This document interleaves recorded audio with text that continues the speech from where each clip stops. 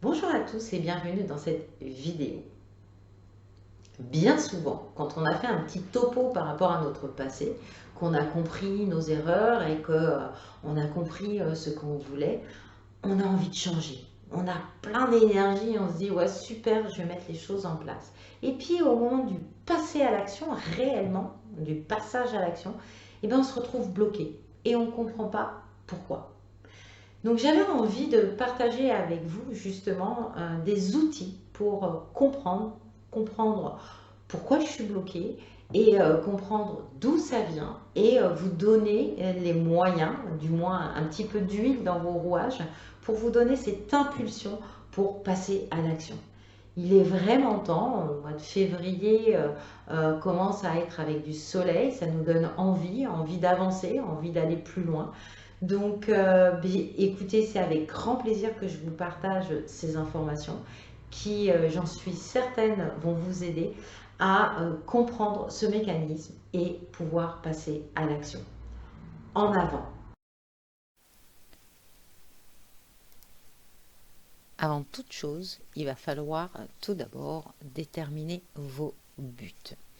Quels sont les buts que vous voulez mettre en place? Quelle est la montagne que vous voulez attaquer? Car bien évidemment, vous voulez changer, mais pour obtenir quoi? Quel est le résultat que vous attendez? C'est important de déterminer son but au niveau mental pour savoir où on va. Sinon, c'est comme si vous montiez dans un taxi et que vous lui disiez, bon ben, go en avant. Le taxi va vous dire, mais oui, d'accord, mais où? Où est-ce qu'on va? Eh bien, le but vous sert à déterminer l'endroit où vous voulez aller, le résultat que vous voulez obtenir par rapport à ces changements. Donc, le travail à faire dans cette étape, ça va être de lister tous vos buts, que ce soit vos buts personnels, vos buts professionnels, avec votre deadline. Les deadlines que vous pouvez associer à ce but. Les deadlines que ça peut être 3 mois, 6 mois, un an, peu importe. Il faut savoir que quand on veut passer à l'action, on va sortir de sa zone de confort. On va peut-être être amené, pour amener du changement, à sortir des sentiers battus ou lâcher la main, comme sur cette photo où l'enfant commence à faire du vélo, la maman va le lâcher. Ben, c'est un petit peu ça, sortir de sa zone de confort. C'est peut-être avancer seul et ne plus demander l'avis aux uns et aux autres ou demander l'appui aux uns aux autres. Sortir des sentiers battus, et ça amène quoi? Ça amène des peurs, parce que on avance vers l'inconnu. On ne sait pas comment on va réagir, ce que l'on va trouver sur ce nouveau chemin. Et c'est à ce moment-là, à ce moment précis, où on décide de sortir de notre zone de confort, qu'on se retrouve face à notre peur. Il faut savoir que nous avons plusieurs comportements face à nos peurs. Nous avons la fuite physique, on se met à courir et où on se met par exemple à déménager. Quand on est plus bien dans un endroit, on va déménager parce que on a peur de ne pas pouvoir affronter notre quotidien. On va changer de travail aussi. Ça peut être une fuite comme une course. Mais aussi, on peut imaginer une réalité différente de ce qu'elle est. Ça, ce sont ceux qui fuient par le biais du rêve. Ils vont un petit peu arranger la vérité pour qu'elle leur convienne et qu'elle leur soit plus douce. Et bien évidemment, parfois, donc, on se retrouve dans des situations un peu compliquées parce qu'on ne fait pas face à nos peurs. Vous avez aussi ceux qui vont être face à leur peur et qui vont se mettre à combattre. À combattre, ça peut être s'occuper. Vous savez, ceux qui n'arrêtent pas de faire des choses et des choses et des choses parce que se poser est synonyme de mort pour eux. Donc ça va être ceux qui vont combattre, qui vont se passer à l'action, mais trop à l'action pour éviter leur peur. Et puis, il y a ceux qui sont immobilisés.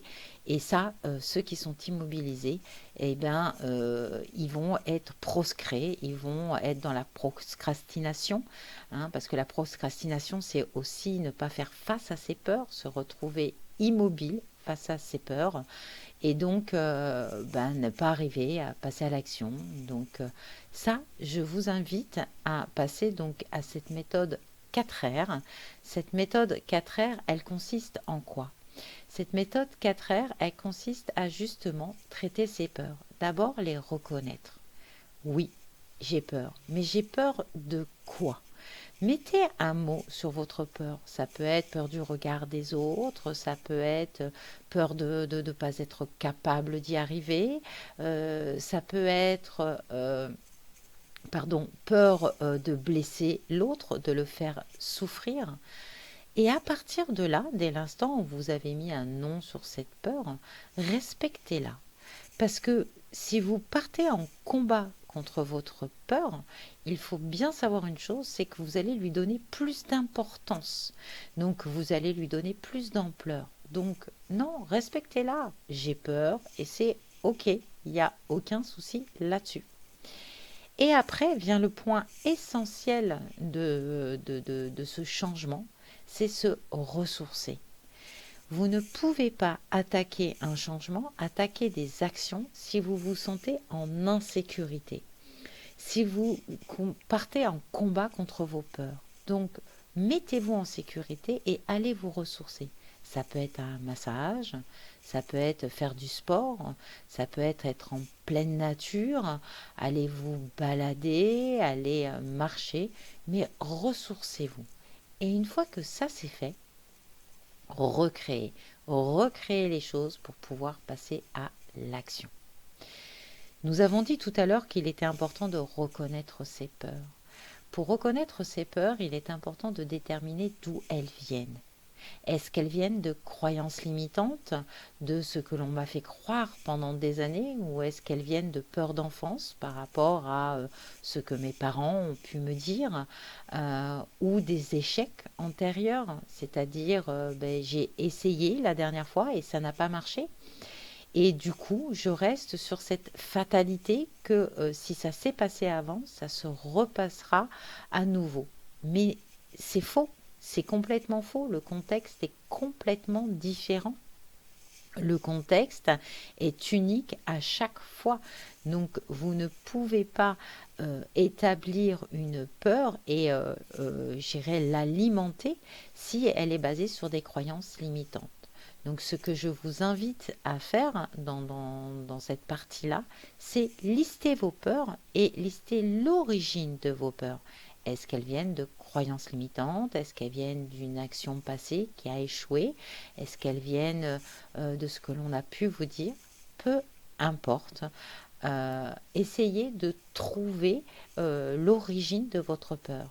Rien que le fait de comprendre cette origine vous permettra de mieux l'appréhender et de trouver des actions qui vont peut-être limiter cette peur ou vous trouver des moments de ressources, des choses qui vont vous remettre en sécurité et qui va vous permettre d'appréhender cette action différemment en dissociant cette association que le cerveau fait entre l'élément passé et ce qui est actuel.